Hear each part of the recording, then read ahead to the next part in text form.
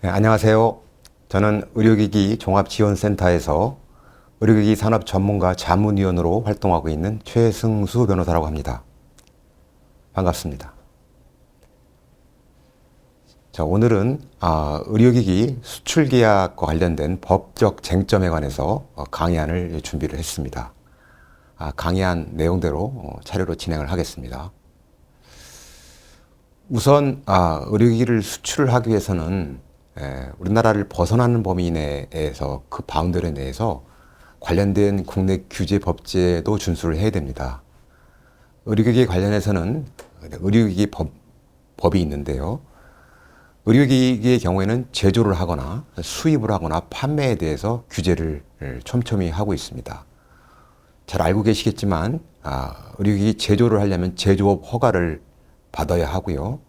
이 제조업 허가 이외에 의료기기 자체의 제조 허가 또는 제조 인증 또는 품목별로 제조 신고를 또 하도록 되어 있습니다.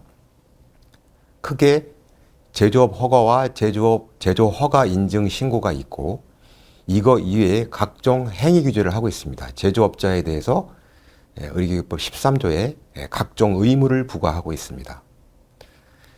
제조 이외에 수입자의 경우에도 수입업 허가를 별도로 받아야 되고요. 수입업 허가를 받음과 동시에 수입 의료기기 개별 품목에 대해서 수입 허가, 수입 인증, 수입 신고를 하도록 되어 있습니다. 제조, 수입. 그 세 번째로 판매업의 경우에는 판매업도 이건 허가는 아니지만 신고를 하도록 되어 있습니다. 신고를 한 이후에 해당 의료기기에 대해서 여러 가지 행위 규제를 하고 있는데 그것이 의료기기법 18조와 18조 2에 자세하게 규정되어 있습니다.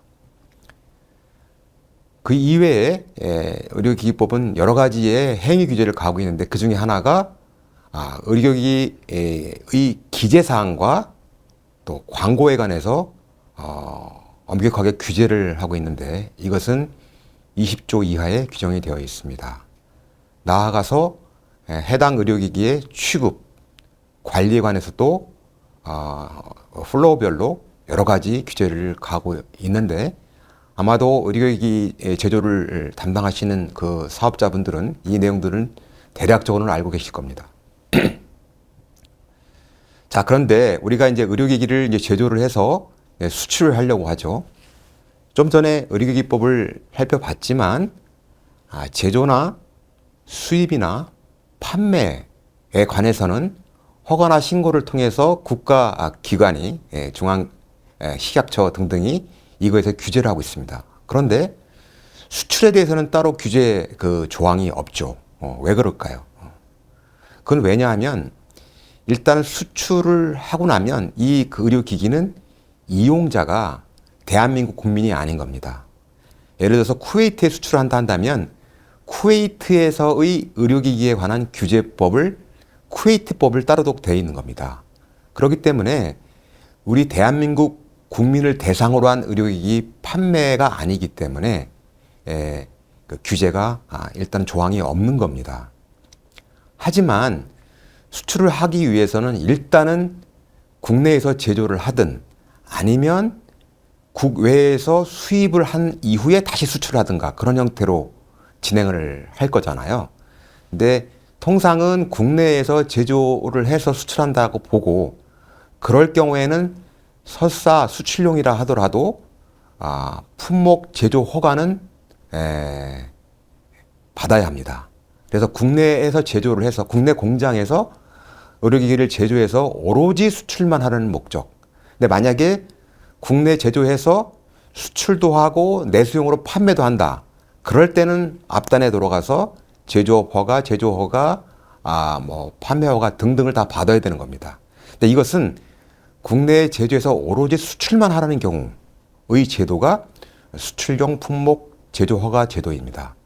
이 경우에는 제조업 허가도 받아야 되고 제조 의료기기에 대해서 품목별로 제조 허가를 받거나 제조 인증을 받거나 제조 신고를 해야 됩니다.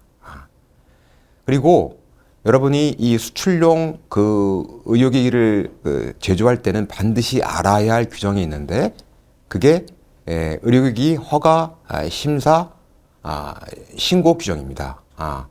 요거에 따라서 6조 2항에 따라서 허가, 인증 신청서 또 신고서 비고란에 수출용의 한함이라고 반드시 기재를 해야 됩니다.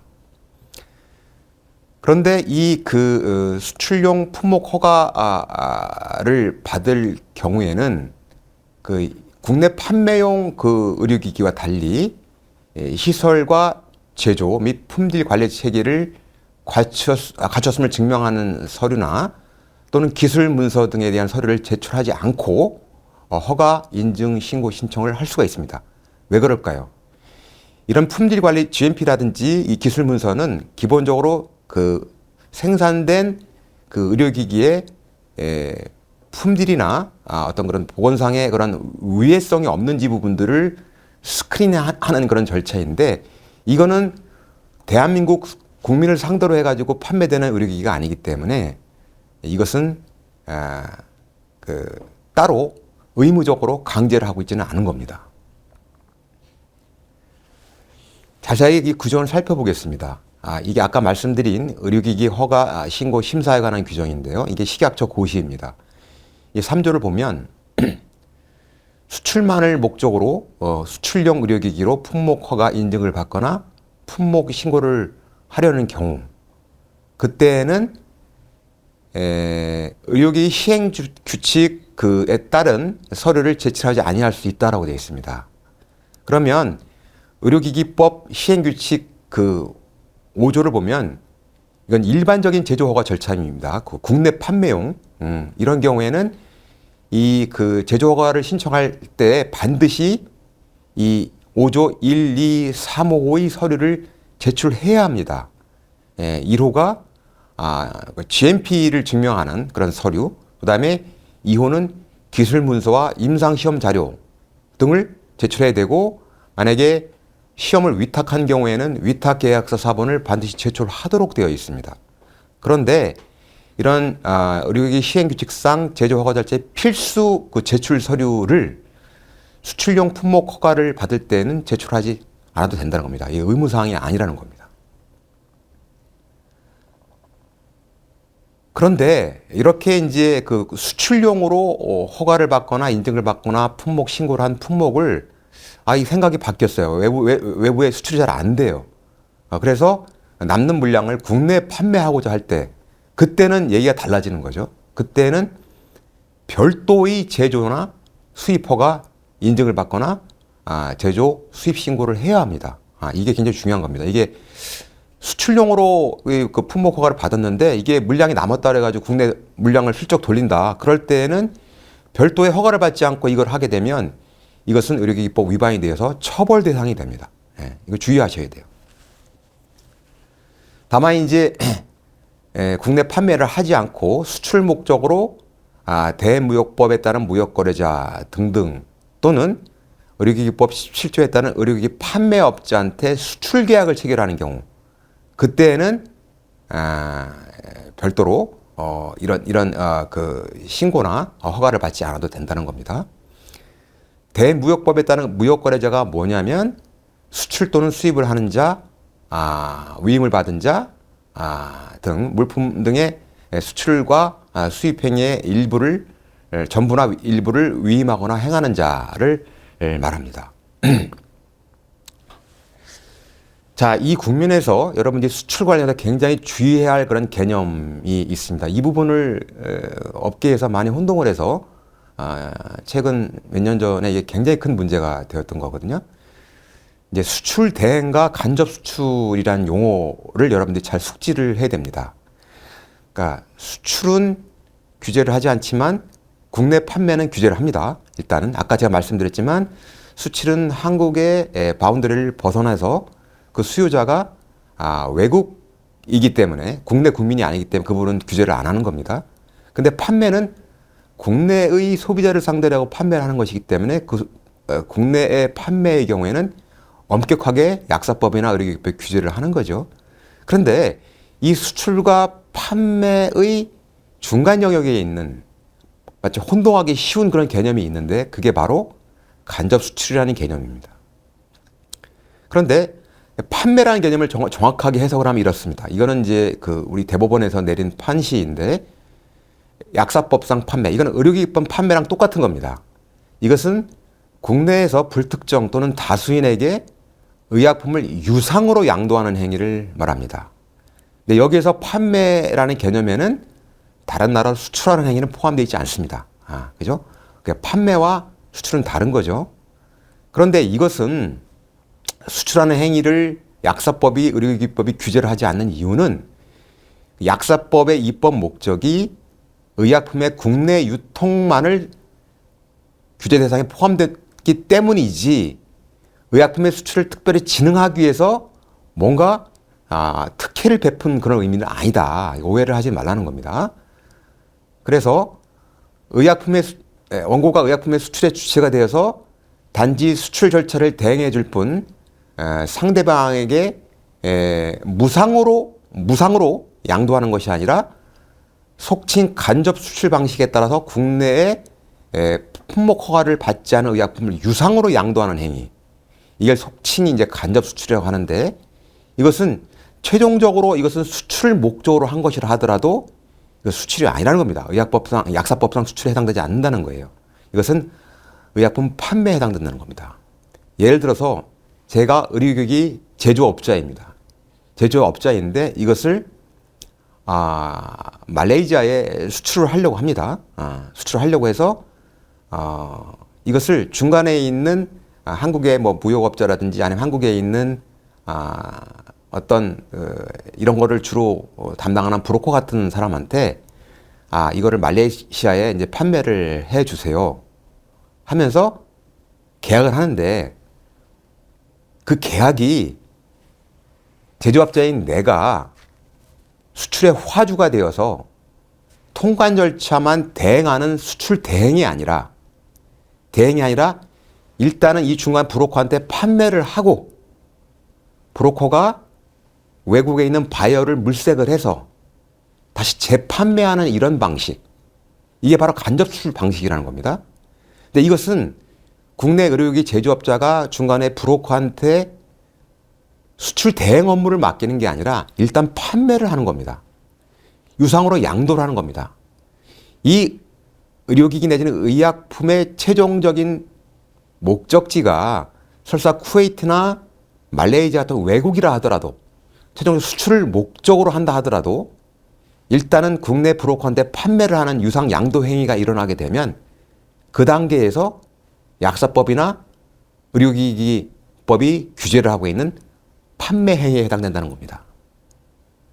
그러면 이게 수출용 품목 허가만 받아가지고 제조한 의료기기를 국내에 유상 양도를 한 거죠. 국내에 판매를 한 거잖아요. 뭐가 되는 겁니까? 처벌받는 약사법 위반 행위 내지는 의료기기법 위반 행위가 된다는 겁니다. 굉장히 주의를 하셔야 되는 거예요. 수출 대행 관련해서 의료기기법 규정이 있습니다. 이건 뭐 다시 한번 이제 리마인드 시켜드리면 누구든지 허가나 인증을 받지 않고 또 신고를 받지 아니하는 의료기기를 판매를 해서는 안 되는 겁니다. 그죠? 국내 판매용 허가를 받지 않고 국내 판매를 목적으로 한 그 제조나 이런 걸 받지 않고 품목 허가를 받은 상태에서 수출용 품목 허가만 받은 상태에서 판매해서는 안 된다는 거예요. 이게 그걸 규정하고 있는 겁니다. 그리고 17조를 보면 의료기기를 판매를 하는 업자는 판매업 신고를 해야 됩니다.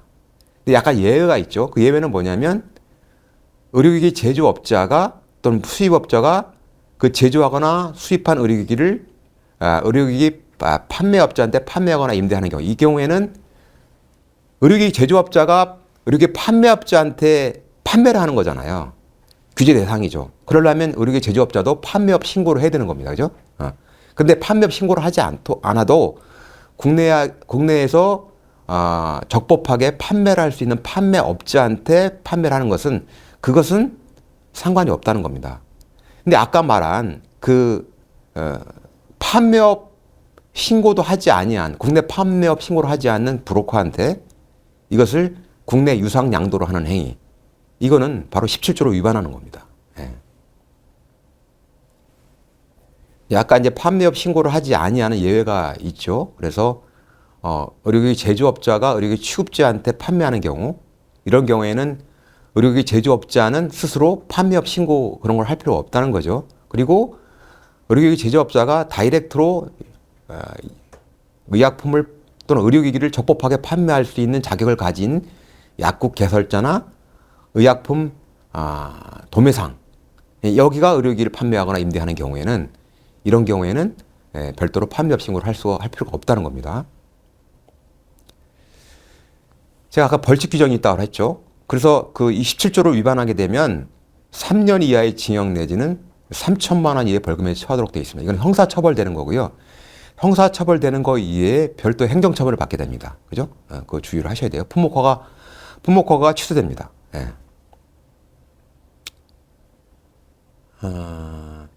그래서 이 의료기기법 17조에 해당되지 않는 자에 대한 판매, 아까 말한 브로커 같은 경우에 판매를 하거나 유상양도 행위는 최종적으로 그 목표가 수출을 목표로 한다고 하더라도, 소위 말한 간접 수출 방식이라 하더라도 이것은 처벌이 되는 불법 행위가 되는 것이고 3년 이하의 징역 내지는 3천만 원 이하의 벌금에 처하도록 되어 있는 겁니다. 별도로 행정처분도 받게 되어 있죠. 그래서 수출 대행 관련해서도 유의점이 있습니다. 그래서 약사법 44조는 약국 개설자나 허가받은 의약품 도매상 등에 한해서 의약품을 판매하거나 판매할 목적으로 취득할 수 있도록 되어 있습니다. 그죠? 의약품은 함부로 누구가 취급해서는 안 된다는 겁니다. 그러니까 전문가가 판매를 해야 된다는 거예요. 그리고 의약품 도매상이 되려는 자는 영업소와 창고, 그 밖에 대통령령에서 정하는 기준에 맞는 시설을 갖추어서 허가를 받아야 되죠. 그죠? 의약품 도매상도 허가를 받아야 되는 겁니다. 이런 창고하고 영업소하고 시설을 갖추어서 허가를 받아야 되는 겁니다. 그 외에 약사를 두고 업무를 관리하게 해야 되는 겁니다. 그죠? 이렇게 엄격하게 규제를 하고 있는 시스템을 갖추고 있는 겁니다. 이러한 약사법, 의료기기법도 마찬가지입니다. 이 규정 취지는 뭐냐면 의약품 소비자인 개인이나 의료기기에 대한 판매가 이런 국민 보건에 미친 영향이 커서 그 판매 행위를 국민의 자유에 맡기는 것은 보건의상상 부적절하기 때문에 전반적으로 일반적으로 금지를 하는 겁니다. 금지를 하고 다만 일반 예외적으로 일정한 자격을 갖춘 약국 개설자나 일정한 시설 등을 갖춘 의약품 도매상에 한해서 일반적 금지를 해제하고 의약품 판매를 특별히 허용하는 그런 구조를 갖고 있는 겁니다. 이 구조를 잘 알고 계셔야 돼요. 그래서 지금 말씀드린 대법원 이 판례는 약사법, 즉 의약품 관련된 사안을 다룬 판결이긴 하지만 의료기기법에도 동일하게 적용되는 그런 논리가 되는 겁니다. 의료기기법 17조 1항에 따라서 국내에 판매업 신고를 하지 않았거나 제2항의 판매업 신고 예외에 해당되지 않는 국내 유상양도 행위, 즉 판매 행위는 불법입니다. 그래서 의료기기 제조업자가 수출의 주체가 되고 그런 여러 가지 그런 행정 절차, 통관 절차, 이런 대행 업무만 제3자에게 맡기고 무상으로 이거를 인도하는 행위, 이거는 문제가 없어요. 이게 소위 말한 수출 대행입니다. 이런 수출 대행과 무역업자한테 판매를 하고 그 무역업자가 수출하는 절차를 통해서 하는 이런 속칭 간접 수출 방식은 약사법이나 의료기기법에 위반되는 형사처벌을 받는 불법행위다라는 것을 강조해서 말씀을 드립니다. 그다음에 이제 그 수출과 관련된 이슈 중에 또 하나가 이제 수출 신고가 있죠. 통과를 하려면 수출 신고를 해야 됩니다. 이것을 규정하고 있는 것이 대무역법 12조에 규정된 산자부 고시입니다. 통합 공고라고 하는데요. 이 대무역법 통합 공고의 그 적용 대상으로 딱 못 받고 있습니다. 30조에 의료기기법에 의한 의료기기, 체진단 의료기기법에 의한 체진단 의료기기. 이 부분은 품목별로 수출입 시 시약처장 또는 지방 시약청장의 허가 신고, 승인 또는 심사를 받거나 인증을 받도록 되어 있습니다. 이게 이제 수출용 그 품목 허가를 규정하고 있는 겁니다. 그다음에 이제 또 하나 이슈가 이제 의료기 제품의 인증이나 승인이라는 그런 이슈가 있죠. 그래서 우리나라에도 국내에도 제품 인증이나 어떤 그런 승인 관련된 품질 승인 관련된 그런 규정이 있지만 이거는 국내 판매용이 아니기 때문에 이 부분은 적용되지 않지만 다만 해외에서 목적지에 도착한다 그러면 그 나라의 이제 규정을 받게 되는 겁니다. 그죠? 어떤 의료기기를 수출했는데 국내에는 어떤 뭐 GMP라든지 뭐 품질 인증이라든지 이런 거 안 받아도 수출을 할 수 있어요. 할 수 있는데 그래서 쿠웨이트를 수출했는데 쿠웨이트의 그 약사법이라든지 보건 관련된 규제 법령상 반드시 뭐 품질 인증을 받도록 돼 있다 한다면 그 단계에서 쿠웨이트 법령에 따른 품질 인증이라든지 뭐 그런 등등을 받아야 되는 것이죠. 그래서 우리가 흔히 이제 잘 알고 있겠듯이 뭐 C 마크 획득이라든지 미국에 수출하기 위해서 미국의 FDA 승인이라든지 또는 유럽에 최근에 이제 문제가 되고 있는 MDR과 같은 그러한 승인 절차를 잘 숙지를 하고 예를 들어 EU 권역에 수출할 때는 저 MDR 절차를 반드시 이제 획득을 해야 되는 거죠. 제품 인증이나 승인 관련해서 이제 수출 계약 관련해서 분쟁이 있는데 소개를 할까 합니다. 소송까지 갔던 사안인데요. 이거는 이 사건에서 원고는 무역업 의료기기 판매업을 하는 회사입니다. 그리고 피고는 역시 의료연구 위생용품 제조 및 매매를 하는 회사입니다. 그래서 원고와 피고가 코로나 진단 시약을 제조를 해서 이것을 원고에게 공급을 하고 이거를 이제 원고가 해외에 수출하는 그런 목적으로 계약이 체결됐던 것이고 이 계약에 따라서 원고는 물품을 이제 의료기를 양수하는 사람의 입장이니까 대금을 이제 선지급을 했습니다. 3억 2천만 원 선지급을 했습니다. 이 계약서를 보면 이 피고는 이제 원고에게 물품을 공급하도록 되어 있고요. 근데 요 2조 사항을 보면 납품받은 물품에 대한 원고의 유통 권한은 해외 수출로 한정되며 해외 물품에 대한 국내 유통은 이제 금지된다 했죠. 이것도 사실은 그 피고도 잘 알고 있는 거죠. 이게 수출용으로 만들어진 제품이기 때문에 국내에 역수출이 되거나 또는 국내에 판매되면 자기가 처벌받는 걸 알고 있기 때문에 이 조항을 집어넣는 겁니다. 그러니까 반드시 당신은 해외로만 수출해야 된다라고 이제 한 거죠. 자, 그런데 여기서 어떤 분쟁이 발생했냐면 이게 결국은 수출을 못하게 되는가 봐요. 수출을 못하게 되는 겁니다. 근데 이 사건 계약 내용에는 원고가 소송을 제기를 했는데 이게 계약을 이제 해지를 한 거예요. 수출을 못하게 되니까 원고가 일단 돈을 선지급을 하고 물건을 받아왔잖아요. 받아왔는데 수출이 안 된 겁니다. 그게 이제 뭐 FDA 승인이 안 되는 모양이에요. 근데 이제 원고의 주장 요지는 뭐냐면 계약 내용에 이 의료기기가 미국 FDA 승인을 받을 것이 이제 조건으로 되어 있는 계약이었다. 그런데 이 물품이 FDA 승인을 받지 못했기 때문에 이 계약에 어떤 조건이 충족되지 않았다. 그러면서 이 계약이 이제 이건 이행이 안 되니까 계약 해지를 통보한 거예요. 그 원고가 피고한테. 물품 구매자가 물품 양도자한테 통보를 하면서 이미 기지급한 물품 대금을 반환하라. 라는 소송을 제기한 겁니다. 근데 이제 이 사건에서는 이제 피고가 FDA 승인 조건이 없었다 등등의 항변을 했겠죠. 그런데 이제 아까 계약서 내용을 보시면 계약서 문구에 해외 수출용이라는 문구는 분명히 있어요. 그런데 FDA 승인에 관한 내용이 없어요. 그리고 원피고 사이에 이 계약 체결 전에 미국 FDA 승인에 관한 어떤 협의한 내용이 증거자료로 제출되지 않았어요. 물론 이제 계약서의 내용을 보면 전반적으로 법원도 이 의료기기가 해외 수출 목적으로 계약을 체결한 것으로 보이는 건 맞다. 그건 맞지만 이게 계약 체결 당시까지 수출 대상 국가가 FDA 승인을 요하는 국가, 미국을 비롯한 그런 국가였는지 그거는 확실치가 않다. 그것은 계약서 내용에 포함되지 않다. 그리고 이 사건 계약 체결 당시에 FDA 승인은 미국을 포함한 일부 국가들만 요구를 하고 있었고, 예를 들어서 뭐 미국이라든지 다른 나라에서는 이제 코로나 진단 시약이 이제 그 수요가 많았잖아요. 그러니까 적어도 자국에 수입되는 그 의료기기는 안전성이 확보돼야 되니까, 안전성 유효성이 확보돼야 되니까 믿을 만한 미국 FDA 승인을 받으면 우리나라에 수입할 수 있다. 아마 이런 일부국가 그런 게 있었던 모양이에요.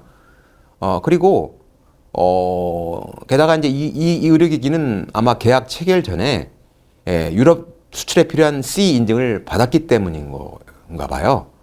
그러니까 이제 FDA 승인을 요구하지 않는 국가, 그러니까 전 세계에서 FDA 승인을 받지 않더라도 수출할 수 있는 국가는 꽤 있었던 거죠. 이 계약 체결할 당시에. 게다가 이제 국내 다른 업체, 다른 진단 시약 제조업체가 코로나 진단 키트에 관해서 긴급 사용 승인을 받았던 모양이에요.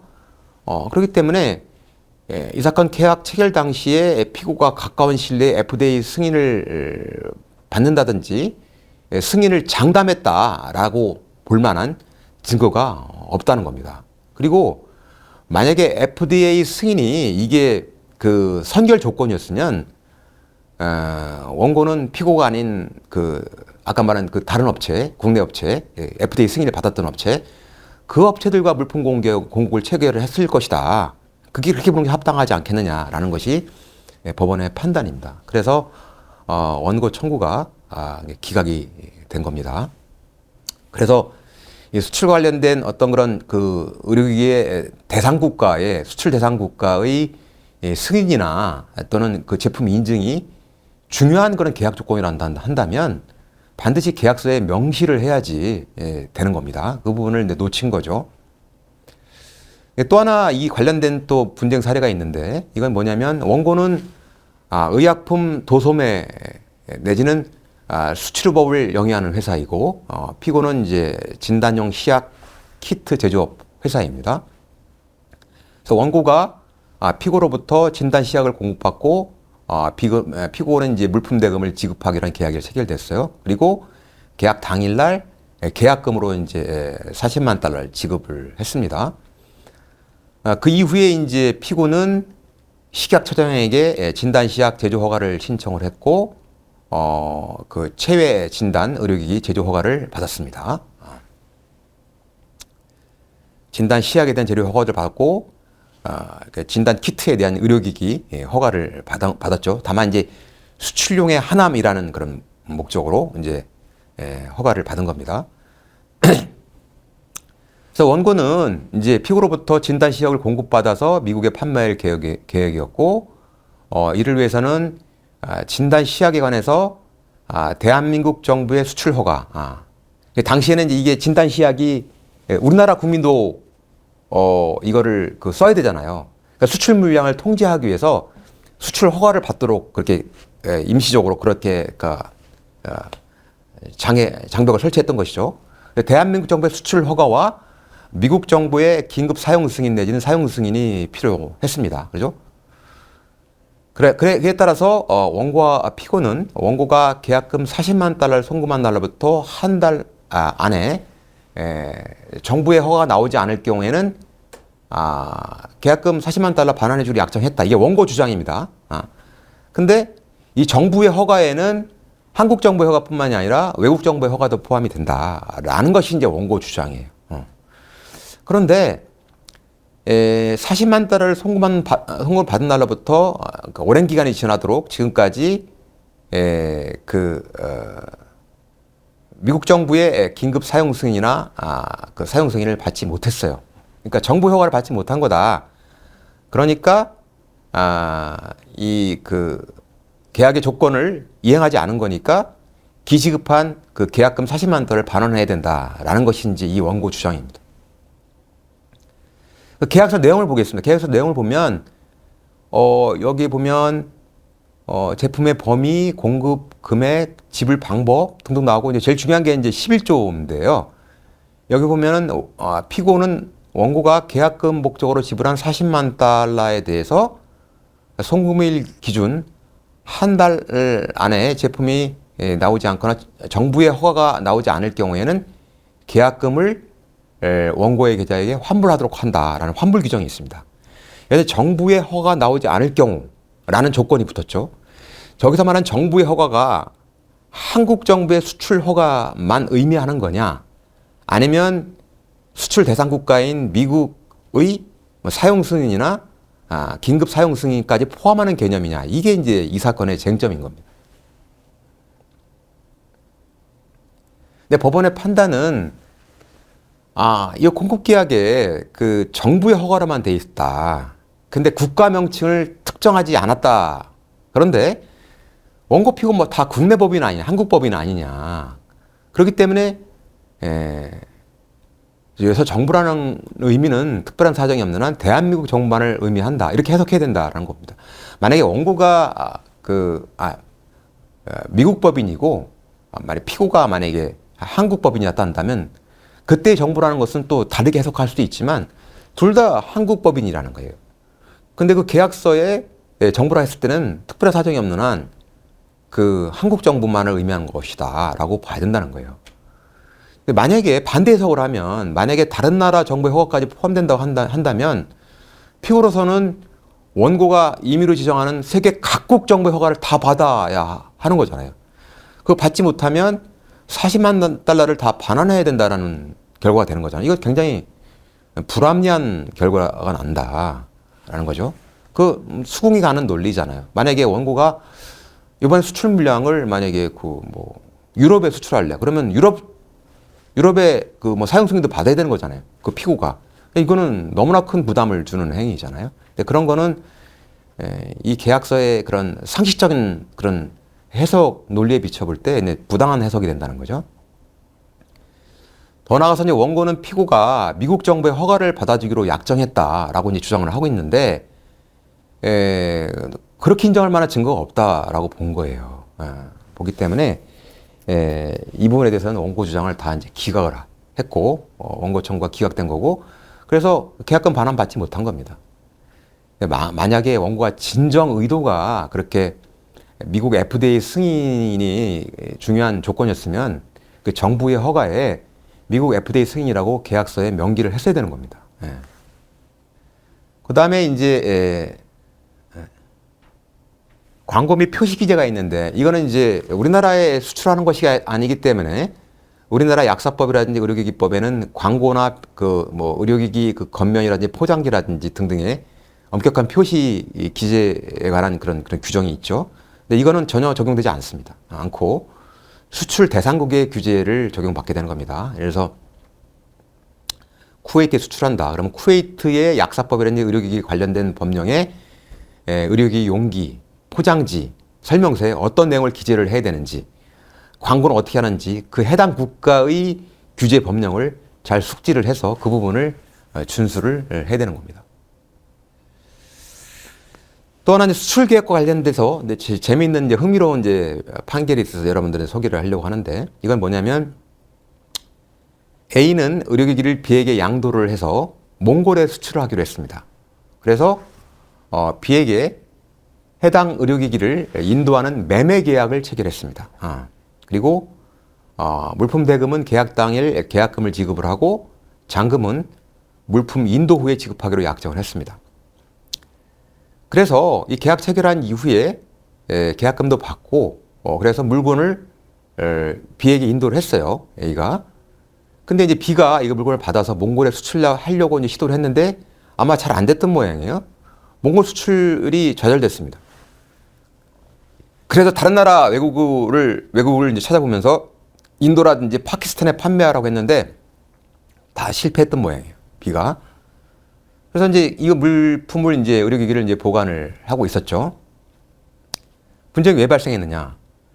그래서 A는 계약에 기해서 계약금하고 잔금 물품 인도했으니까 돈 달라, 이 물품 대금 청구를 한 거예요. 하니까 B가 물건을 판매하지 못했잖아요.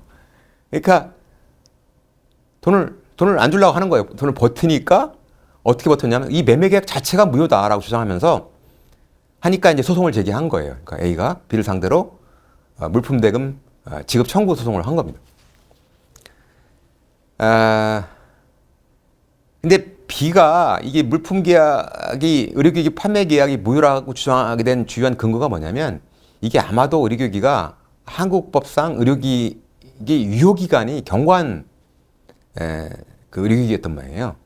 그래서 유효기간이 경과한 것이니까 이건 무효다. 라고 이제 B가 주장을 했던 모양이에요. 그런데 A가 뭔 얘기냐? 너도 다 유효기간이 지난 거 다 알고 있지 않았느냐? 그 유효기간이 경과한 것을 국내에 하지 않은 상태에서 해외 수출을 하기 위해서 매매 계약을 체결한 건데, 그리고 이 판매에는 수출이 포함되지 않기 때문에 이 그 매매 계약은 무효가 아니다라고 이제 주장을 한 거죠. 결론이 어떻게 나왔을까요? 이 사건에서 법원의 결론이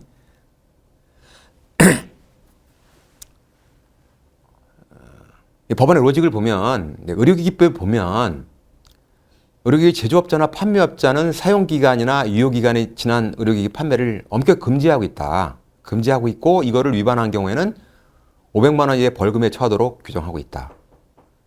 이런 의료기기법의 입법 취지나 유효기간이 경과한 의료기기 판매 행위가 국민 보건위생에 심대한 영향을 미치는 영향, 그다음에 이에 따라서 이에 대해서 형사처벌 규정까지 마련되어 있는 점, 그리고 식품의약처는 유효기간이 지난 의료기기를 판매할 수도 없고 당연히 수출 목적으로 출고할 수 없다. 이렇게 민원회신을 했던 모양이에요.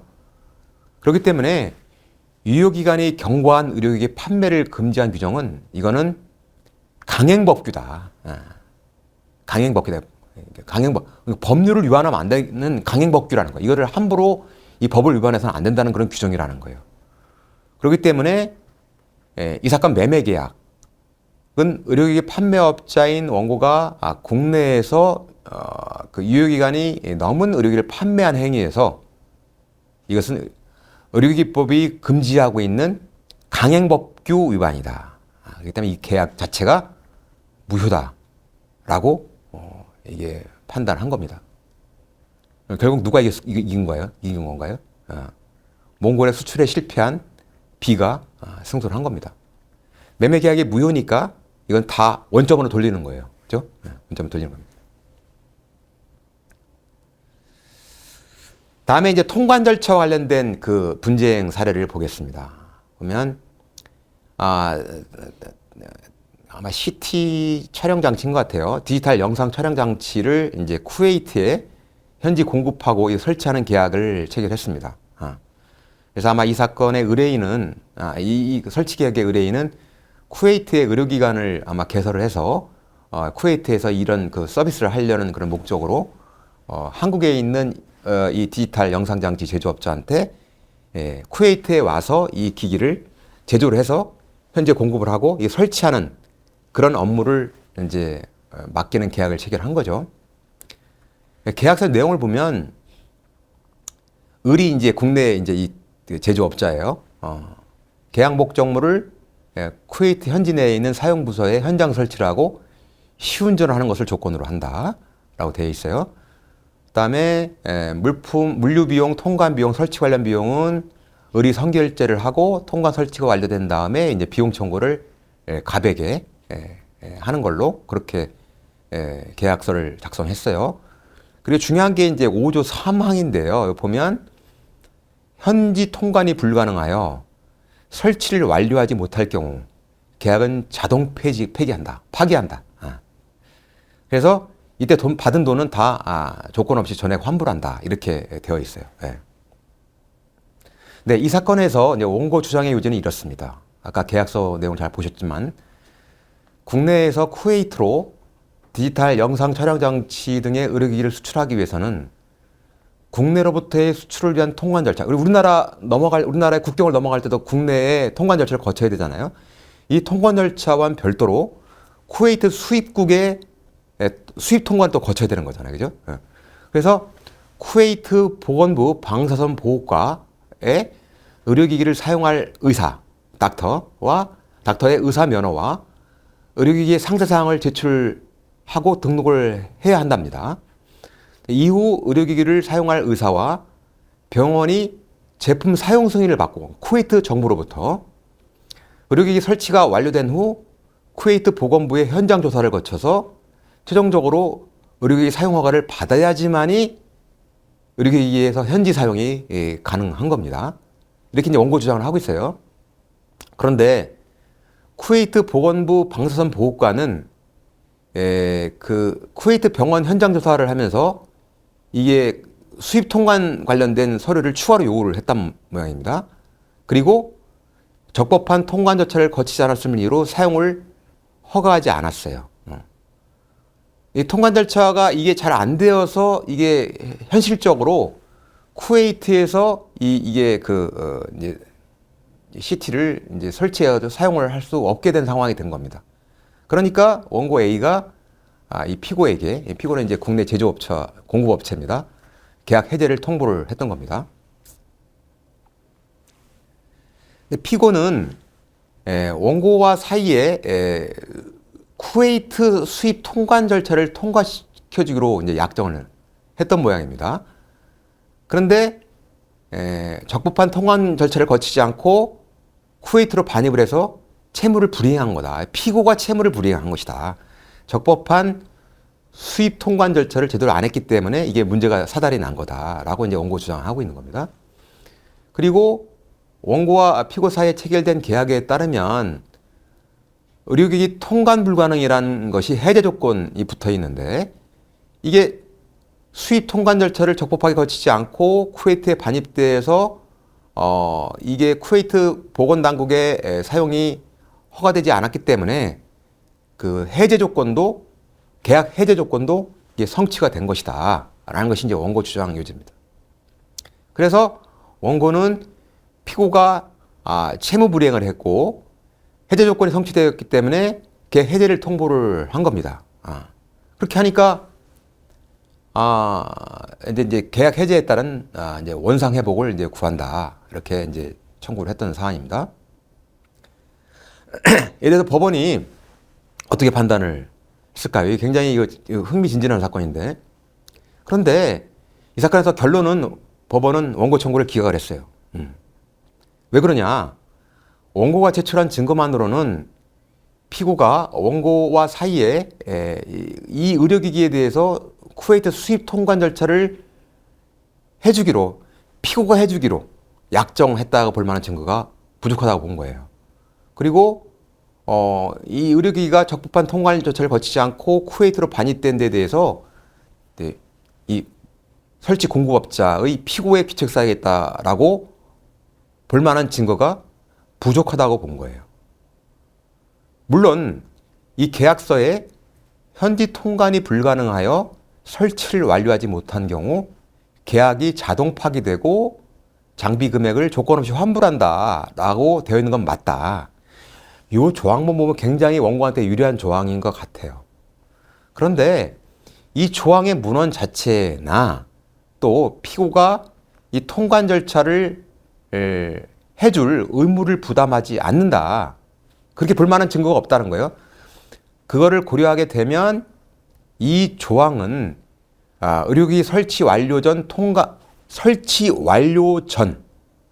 통관이 불가능함이 확정된 경우에 해제될 것을 예정한 것이지 잘 읽어보세요.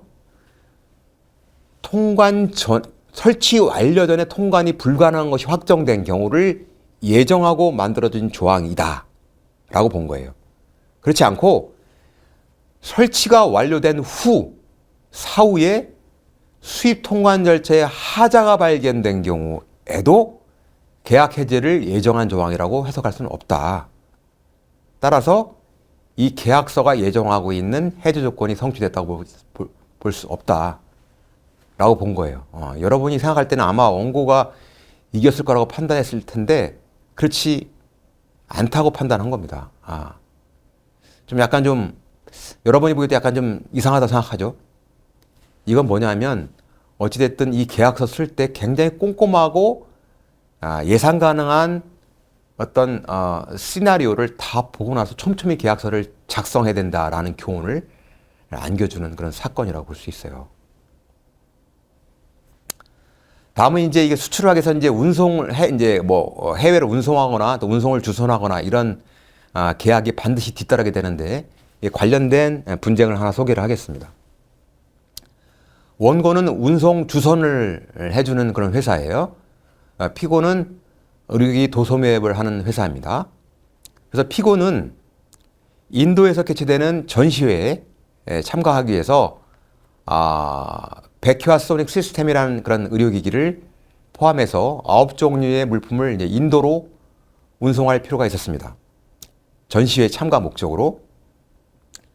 그래서 이에 따라서 계약을 체결했고 운송 주선을 피고한 겁니다. 그래서 일단은 위탁을 받아서 운송 주선업자가 그 의료기 이제 도소매 업자로부터 위탁을 받아가지고 일단은 물품을 한국에 있는 피고 사무실로부터 인도로 보내는 운송 주선 업무를 수행을 했고 그 이후에 다시 이제 피고로부터 위탁을 받아서 이것을 인도에서 국내로 보내는 운송 주선 업무를 수행을 했습니다.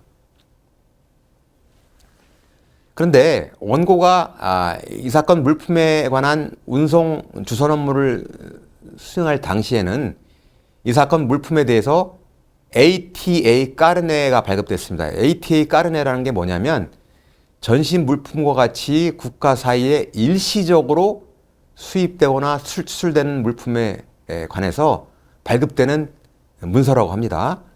근데 ATA 까르네가 발급된 물품에 대해서는 통관 절차가 정식이 아니라 까다롭지 않고 약식으로 간편하게 진행되어서 관세 같은 비용을 세관에 납부하지 않는다고 합니다.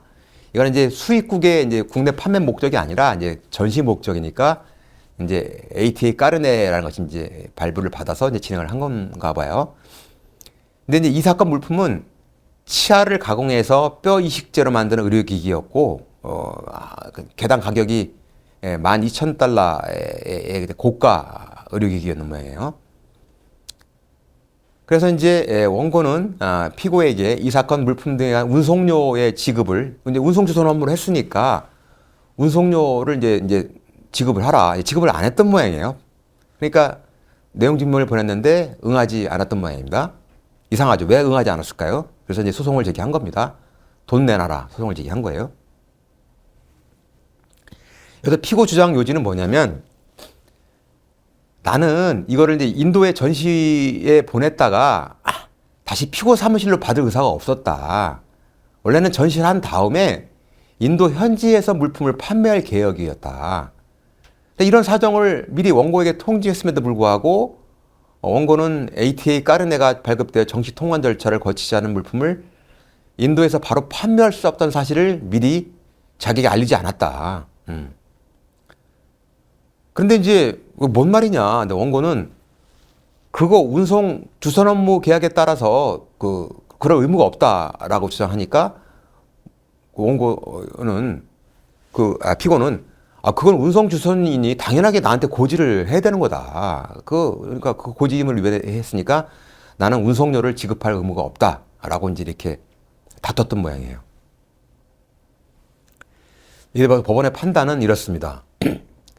운송이란 그 개념, 단어의 의미와 상법 규정을 살펴보면 운송 주선인이 운송 완료 이후에 물품의 판매 가능 여부에 관해서 설명해야 할 의무가 법령상 그런 의무까지 도출되는 건 아니다. 그리고 그 ATA 까르네라는 것은 이 운송 주선인이 발급받은 것도 아니고 이거 당신 피고가 직접 발급받은 거 아니냐.